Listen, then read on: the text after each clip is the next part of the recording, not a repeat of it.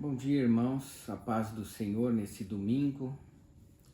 Hoje eu gostaria de meditar com os irmãos o tema que é o tema dessa mensagem. Será que Deus se esqueceu de nós? Essa mensagem, ela está no Salmo 77, um salmo de Asaf, que era um dos cantores colocados por Davi, escolhidos por ele, e vários salmos foram escritos por Asaf. E nesse salmo ele traz 4 lições.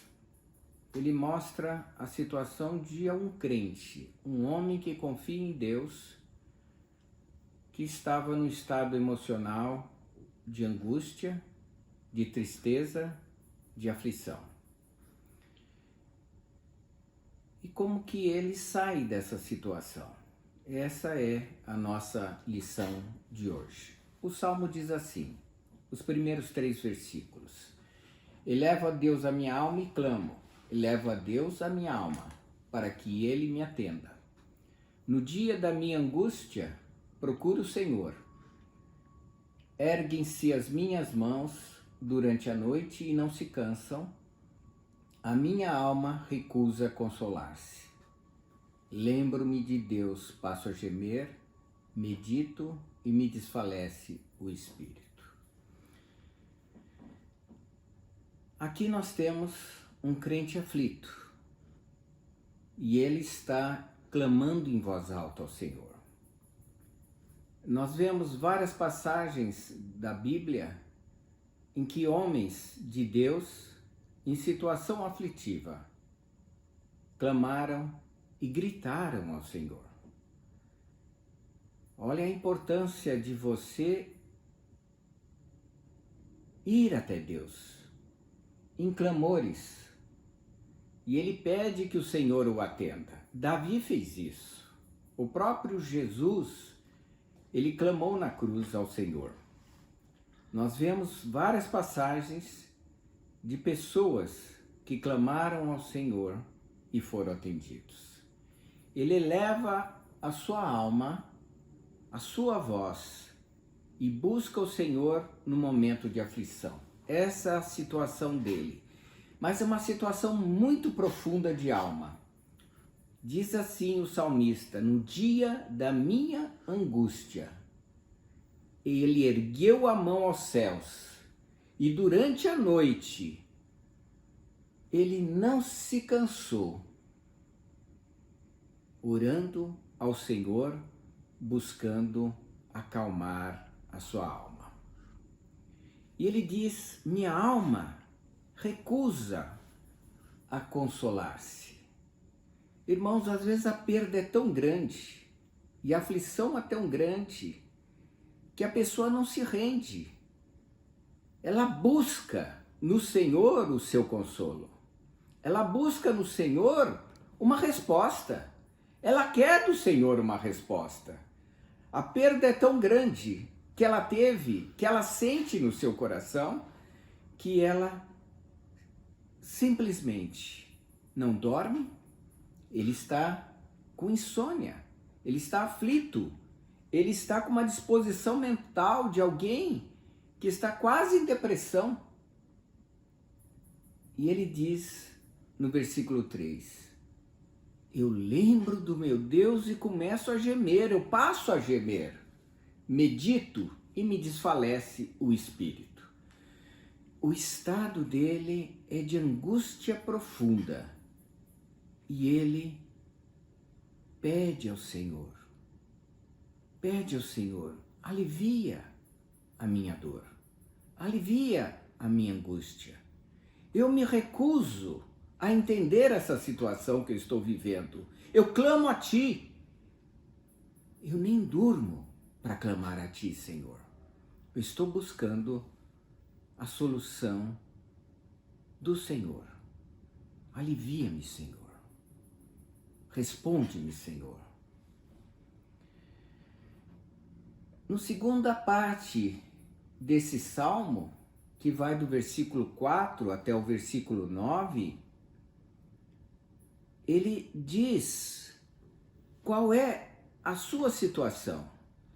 Ele diz: não me deixas pregar os olhos, tão perturbado eu estou que nem posso falar. Além da angústia, ele está com uma confusão mental. Ele não consegue entender a situação. Irmãos, muitos crentes passam por isso, por situações aflitivas. Nós passamos esse ano e meio, houve muitas perdas. E nós clamamos ao Senhor para que Ele nos alivie dessa situação. Às vezes a situação política é tão angustiante que nós clamamos ao Senhor. Às vezes nós não vemos solução para os nossos problemas e nós clamamos ao Senhor. E a primeira coisa que Ele encontra no seu coração para encontrar uma resposta, Ele diz no versículo 4 e no versículo 5, 6, 7, 8, 9, ele diz o estado dele, e ele no versículo 5 diz: penso nos dias de outrora, trago à lembrança os anos de passados tempos, de noite eu indago ao meu íntimo e o meu espírito perscruta.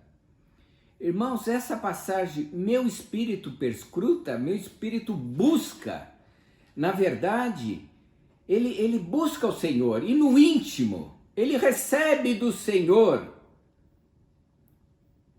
uma busca dentro do nosso espírito, o Espírito do Senhor falando ao espírito desse homem.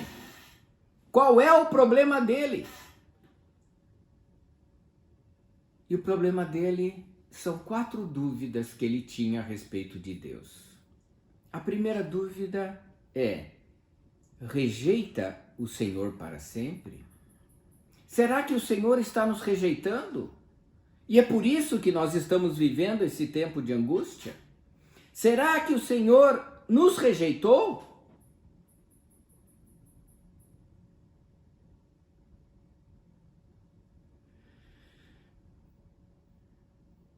Rejeita o Senhor para sempre? Irmãos,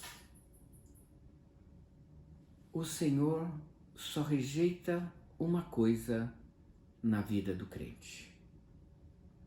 E isso se chama pecado. E a rejeição eterna é para aqueles que pecam e não se arrependem.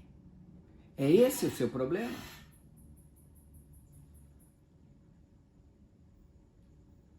A segunda pergunta é: acaso não se torna ele propício? Ou seja, ele nunca vai me atender? Deus nunca vai atender a minha oração?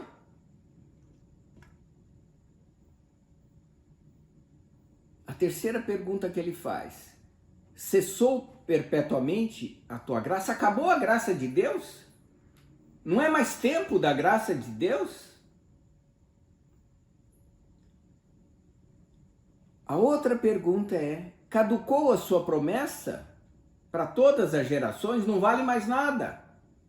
Valia para algumas gerações e não vale para a nossa geração? Será que Deus não atua como Ele atuou no passado? E a última pergunta, as últimas perguntas são: Deus esqueceu de ser benigno?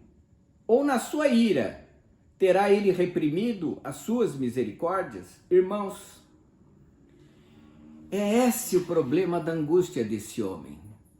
Ele achou que Deus tinha rejeitado ele.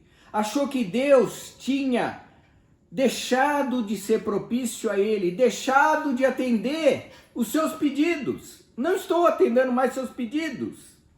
E ele pensou que Deus talvez não desse mais da sua graça, não derramasse mais da sua graça sobre nós. Que isso só valia para o passado, não vale hoje, não vale para o presente. Os milagres que Jesus fez não acontecem mais hoje. Aquelas maravilhas que o Senhor fez no passado com o povo judeu não acontecem mais. Essa era a dúvida dele. Ou será que a ira dele, a ira de Deus, irmãos, a ira de Deus, a única coisa que leva à ira de Deus é o pecado do homem. É esse o seu problema? É o pecado? Você está em pecado.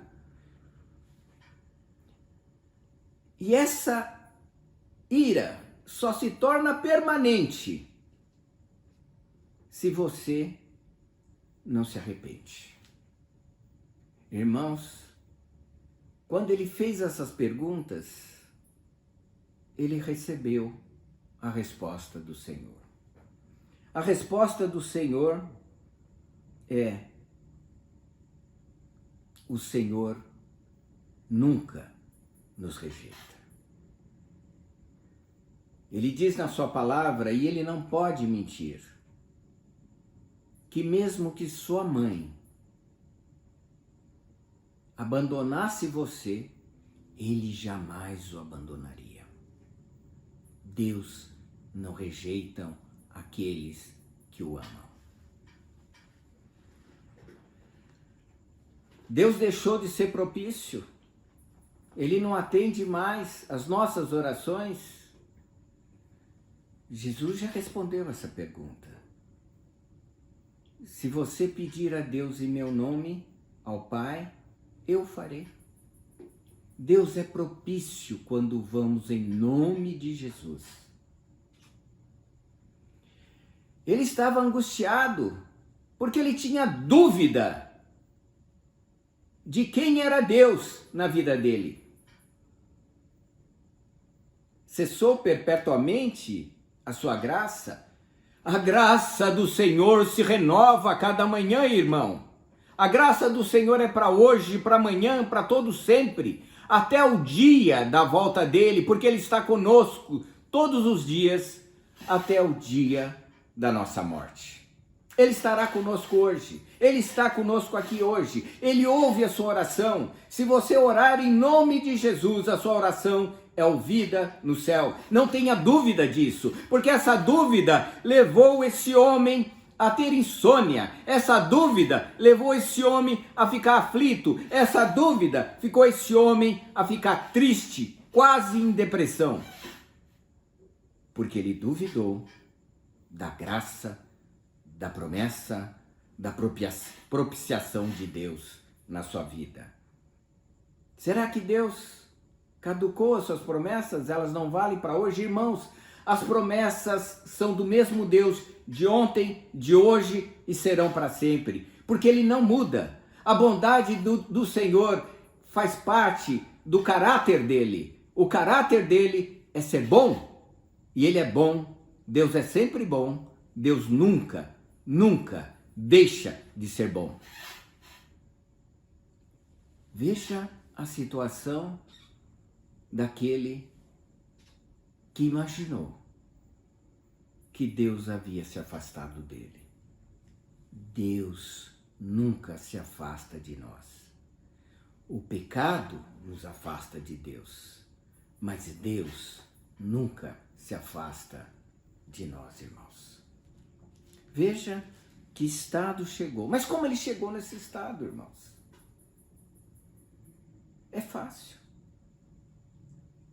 Um crente que não conversa com o Senhor todos os dias. Um crente que não coloca as suas dúvidas diante do Senhor. Um crente que não discute com seu pai todos os dias e busca no Senhor as soluções para os seus problemas do dia a dia. Chega a esse estado de angústia. Cansado, deprimido, com insônia, confuso e perturbado. Esse é o estado de alguém que se afasta um dia do Senhor. E foi necessário que o salmista lembrasse das misericórdias do Senhor. E a terceira parte dessa mensagem está do versículo 10 ao versículo 15. E ele cai na real. Esse essa é a minha aflição, ele diz. Eu pensei que a mão do Altíssimo tivesse mudado. Deus não muda, irmãos. Ele é o mesmo ontem, hoje e será para sempre. E ele escreve assim: então disse eu, isso é minha aflição, mudou-se a destra do Altíssimo. Recordo os feitos do Senhor, pois me lembro das suas maravilhas da antiguidade. Considero também as tuas obras todas e cogito nos teus prodígios. O teu caminho, Deus, ó Deus, é de santidade. Que Deus é tão grande quanto o nosso Deus. Tu és o Deus que operas maravilha entre os povos, tens feito notório o seu poder. Com teu braço remiste o teu povo. Eu vou explicar cada detalhe disso. Ele começou a recordar das maravilhas do Senhor. O que o Senhor havia feito para o povo judeu até então. Ele havia tirado o povo do Egito, ele havia atravessado o Mar Vermelho, ele havia salvado os primogênitos do Egito, ele havia levado pelo caminho até a terra prometida, ele havia guardado aquele povo no deserto e ele guardou aquele povo nas guerras. Ele deu vitórias para o povo. São maravilhosas as obras do Senhor. Quando você achar que não tem mais nada para fazer, então está na hora do Senhor agir. E ele age maravilhosamente. Quando nós imaginamos que não tem mais solução, Deus age maravilhosamente. Quando os judeus chegaram até o mar e precisavam atravessá-lo, porque os egípcios estavam logo atrás, Deus abriu o mar para eles. Deus age maravilhosamente na nossa vida. Lembre-se disso. Quando você achar que não tem mais solução, é hora do Senhor agir. Ele abre os mares, ele passa, ele deixa você passar com o pé seco do outro lado. Recordo-me dos feitos de Deus, lembro das suas maravilhas. Irmãos, na nossa comunidade, quantas maravilhas o Senhor tem feito. Eu posso me lembrar de algumas que eu tive participação. Uma vez me puseram uma criança muito doente no meu colo. E os médicos estavam tratando dessa criança, mas não tinham muita solução. E eu orei com essa criança no colo. E o Senhor a curou, quase que imediatamente. Eu me lembro de mulheres que não podiam ter filhos na igreja. E foram à frente. E o Senhor deu a essas mulheres os filhos que elas esperavam. Quantas pessoas foram curadas? Quantas pessoas foram atendidas na sua aflição? Quantas pessoas tiveram solução dos seus problemas quando clamaram ao Senhor? O Senhor é maravilhoso. Ele atende às nossas orações. Considero também nas tuas obras todas e cogito dos seus prodígios. Ele começou a ver se um Deus que faz tudo isso, ele é poderoso para resolver o meu problema, que é muito menor do que todos esses que eu me recordo. O teu caminho, Deus, é de santidade. Irmãos, nós temos que lembrar o seguinte: quando Deus ele abre os caminhos para nós, ele abre em direção à nossa santidade. Alguma provação nos leva à perseverança e nos leva à vitória. Isso Tiago diz, que se você está passando por alguma provação, lembre-se que toda a provação do Senhor leva à perseverança, e a perseverança, uma vez consumada, ela te traz a vitória que Deus espera na sua vida. Deus, os caminhos dele são sempre de santidade, irmãos. Deus não faz o mal para ninguém, Deus não busca o mal na sua vida, Deus busca a tua santidade. Tu és o Deus que opera as maravilhas entre os povos e é notório o seu poder. Irmãos, o mundo inteiro, ele sabe das maravilhas de Deus. Eles podem não crer nelas, mas eles sabem que nós temos um Deus que opera maravilhas. Quantas vezes a pessoa chega para você que é crente e fala: ah, você é crente, olha, eu preciso que você ore para o seu Deus. Quantas vezes, quantas pessoas fizeram isso? Eles têm consciência das maravilhas que Deus faz. E por isso, eles buscam em nós a resposta para os seus pedidos.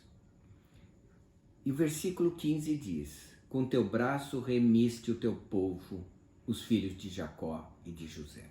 Deixa eu explicar essa passagem para nós hoje. Quando ele fala, o braço do Senhor remiu. Irmãos, essa palavra,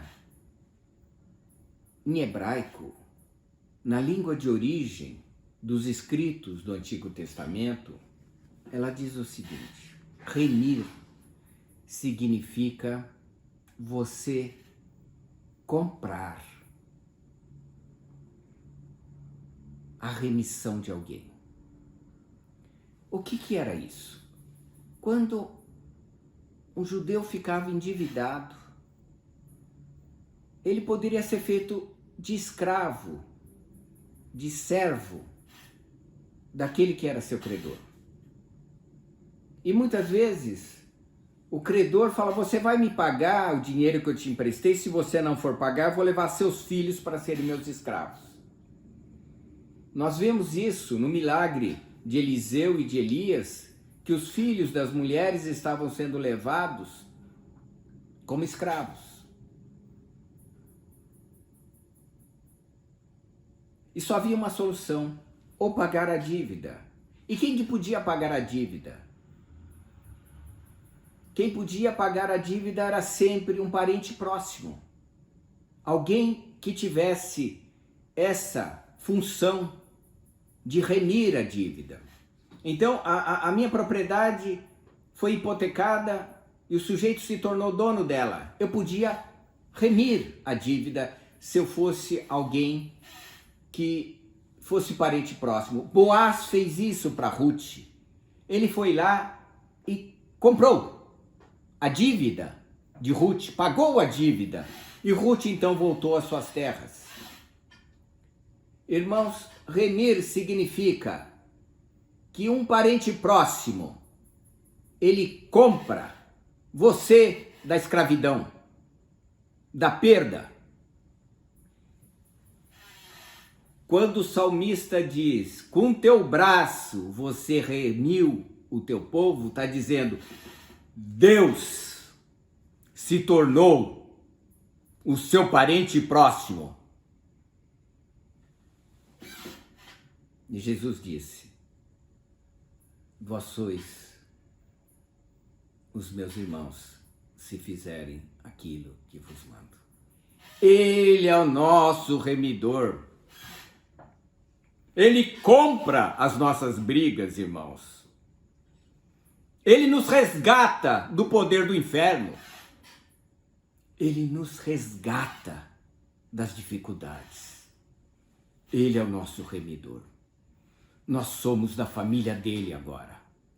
E nós podemos contar com o nosso irmão, forte e poderoso, rico em benignidade, em bondade. A mão forte do Senhor é o próprio Senhor Jesus. Ele remiu o seu povo. Ele fazia isso no passado com José e com Jacó. E faz isso conosco hoje. Ele é o mesmo. Ontem, hoje e o será para sempre. Irmãos, o salmista então lembrou das misericórdias de Deus. A palavra para aquele que fazia a remissão era Goel. Ele é o nosso Goel. Ele é o nosso remidor. Ele é aquele que paga o preço dos nossos pecados e nos resgata. Ele entendeu isso. Você já entendeu isso? Você já entendeu quem é Jesus na sua vida? Esse é Jesus. Aquele que o redime dos seus pecados. Que pagou o preço dele. É um preço altíssimo. Ele morreu na cruz pelos seus pecados, pelos meus pecados. Deus não se esqueceu de você. Ele mandou um remidor para você. Ele mandou alguém aqui, que morou aqui conosco, que viveu entre nós, para nos redimir, para comprar. Ele nos tirou do império das trevas e levou para o reino do Filho do seu amor. Lá nós somos chamados de filhos do Pai eterno. Foi isso que ele fez. Veja que o salmista, ele lembrou disso agora. E se nós estamos numa situação aflitiva como esse homem, lembre-se disso. Em quem você pode confiar? É nele. E somente nele. Ele é o seu irmão mais velho. Aquele que salva e santifica. E finalmente, irmãos, o quadro ficou completo do versículo 16 ao versículo 20. O salmista diz assim: viram-te as águas, ó Deus, as águas te viram e temeram, até os abismos se abalaram. Versículo 17, grossas nuvens se desfizeram em água, houve trovões nos espaços, também as suas setas cruzaram de uma parte para outra. O ribombar do teu trovão ecoou na redondeza, os relâmpagos alumiaram o mundo, a terra se abalou e tremeu. Pelo mar foi o teu caminho, as tuas veredas pelas grandes águas, e não se descobrem os teus vestígios. O teu povo tu conduziste como rebanho pelas mãos de Moisés e de Arão. Irmãos,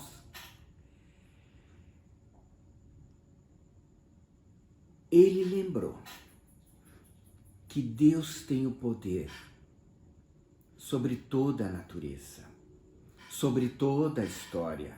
Deus faz a história. A história dos judeus é contada com a direção da mão do Senhor, trazendo esses homens pelo deserto. Irmãos, o Senhor está com a sua mão nos levando à glória eterna. Nós estamos com Ele. Ele vai à frente e Ele é o caminho, a verdade e a vida. Ele é o caminho. Sigam. Ele tem todo o poder sobre esse mundo. Se você imagina que Deus está alheio a tudo que está acontecendo, Ele não está. Ele tem poder sobre a natureza, sobre o abismo, Ele anda sobre as águas. Diz aqui, pelo mar foi o teu caminho. Ele permitiu que os judeus passassem pelo mar. E o Senhor Jesus, Ele mesmo, andou sobre o mar. Todo poder vem de Deus. Ele é onipotente. Ele pode tudo, irmãos. Ele pode até aquilo que para nós é impossível, andar sobre as águas. Ele controla os céus. Ele controla as estrelas. Ele controla a nossa história. Em Apocalipse diz que quando Ele abrir os selos, nós teremos mais um capítulo da história do mundo. Deus vai abrindo os capítulos. Abriu um capítulo novo quando tirou os judeus do Egito.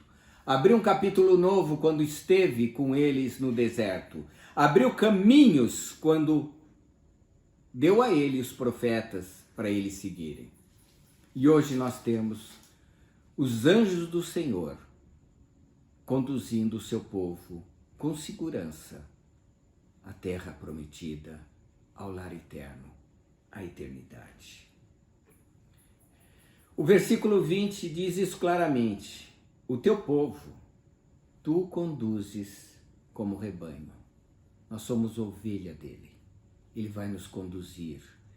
Da mesma forma como Moisés e Arão conduziram o povo pelo deserto, o Senhor vai nos conduzir como ovelhas do seu pasto até a vida eterna. Irmãos, o resumo é esse.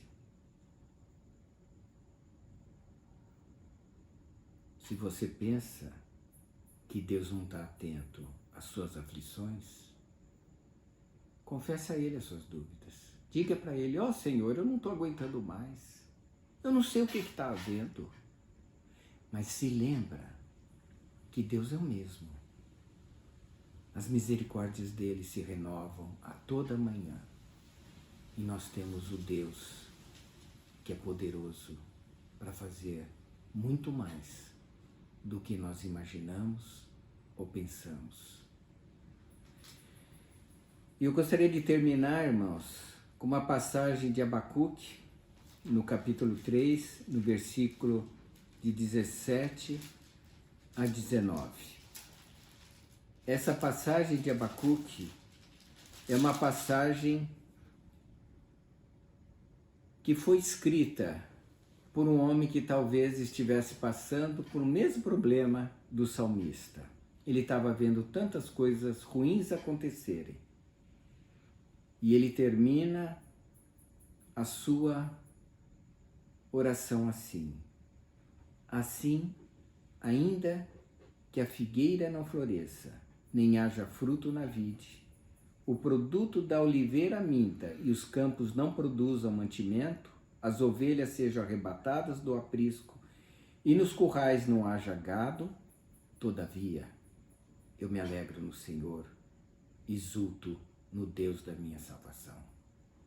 O Senhor é a minha, é a tua fortaleza, e faz os meus pés como de coça, e me faz andar altaneiramente, hoje e sempre. Amém. Que o Senhor guarde você e te anime, porque Ele vem nos buscar.